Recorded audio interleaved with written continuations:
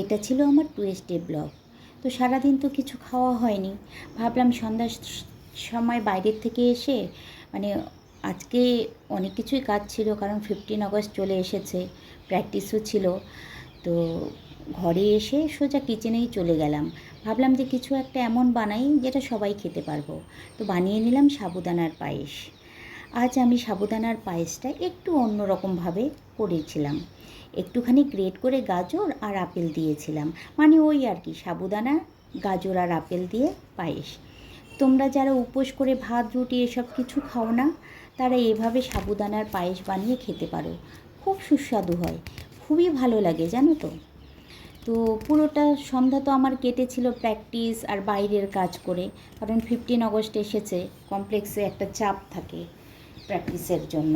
হ্যাঁ, বেশি বড় করে হয় না, কিন্তু পতাকা উত্তোলন, সবাই বাচ্চাদের গান বাজনা নিয়ে একটু বেশ মজা হয়, তারপর একটা গেট টুগেদার হয়, এই আর কি।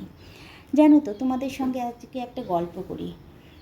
আমরা না খুব রোড ট্রিপ করতে ভালোবাসি, তাই নর্থ বেঙ্গল গেলেই স্কুটি নিয়ে বেরিয়ে পড়ি পাহাড়ে। আমরা শিলিগুড়ি থেকে 1 ঘন্টার মধ্যেই তো পাহাড়ে পৌঁছে যেতে পারি। তো সকাল সকাল বেরিয়ে পড়ি পাহাড়ের উদ্দেশ্যে, আর রাতে বাড়ি ফিরে আসি। দার্জিলিং খুব ভালোভাবেই এক্সপ্লোর করেছি, এবার ভাবছি গিয়ে অফবিট জায়গাগুলো একটা একটা করে এক্সপ্লোর করব। আর জার্নি করতে আমাদের 3জনেরই খুব ভালো লাগে, মানে পাগল আমরা রোড ট্রিপ করার জন্য। হ্যাঁ, আমার ছেলেমেয়েরা, আমি নর্থ বেঙ্গলে না থাকলে ওরা যায়, প্রত্যেক স্যাটারডে সানডে পাহাড়ে ঘুরতে যায়। কিন্তু আমি গেলে আবার আমার সঙ্গে সবাই একসঙ্গে যাই, খুব ভালো লাগে, জানো তো। দেখি খুব তাড়াতাড়ি আবার নর্থ বেঙ্গলে যাব। কেমন যেন পাহাড়ের জন্য মনটা খুব খারাপ করে গো। আমরা তো শিলিগুড়িবাসী, আর পাহাড় দেখতে, সবুজ দেখতে আমরা খুব ভালোবাসি। আর সেখানে যে মানে পাহাড়ি সবজি টবজি, তোমরা জানো একটা জিনিস, ডল্লে খোরসানি। আমি না প্রত্যেকবার দার্জিলিং গেলে ডল্লে খোরসানি আর আনসিজনে যে ওদের বড় বড় লাল মূলোটা হয়, সেটা নিয়ে আসবোই আসবো।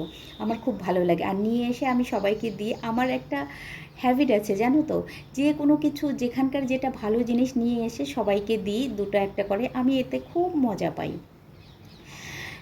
দেখো, তোমাদের সঙ্গে গল্প করতে করতে আমাদের সাবুদানার পায়েসটাও হয়ে গেল। এবার পায়েসটাকে ঠান্ডা করে আমি না উপর থেকে একটু আপেল গ্রেট করে রেখেছিলাম, সেটা ছড়িয়ে দিলাম। কারণ গরম গরমে যদি তুমি আপেলটা ছড়িয়ে দাও, তাহলে সেটা মানে কেটে যেতে পারে। তাই সবসময় সাবুদানার পায়েসটা ঠান্ডা হয়ে গেলে আপেলটা ছড়িয়ে তারপর সার্ভ করবে, দেখবে খুব মজা লাগে। আমি তো মানে খুব ভালো খেলাম, খুবই সুস্বাদু হয়েছিল। তোমরা যারা যারা উপোস করো, তারা একবার এভাবে সাবুদানার পায়েস বানিয়ে খেতে পারো। আর জানো তো, গ্রেট করা আপেলটা শেষে দিলে আরও দুর্দান্ত লাগে। আমার তো খুবই ভালো লেগেছে, সত্যি খুব ভালো হয়েছে। তো আজকে এ পর্যন্তই রাখি। তোমরা খুব ভালো থেকো, সুস্থ থেকো, আর সব সময় তোমাদের ভালো কামনা করি। এবার আমি আসি, টাটা, বাই।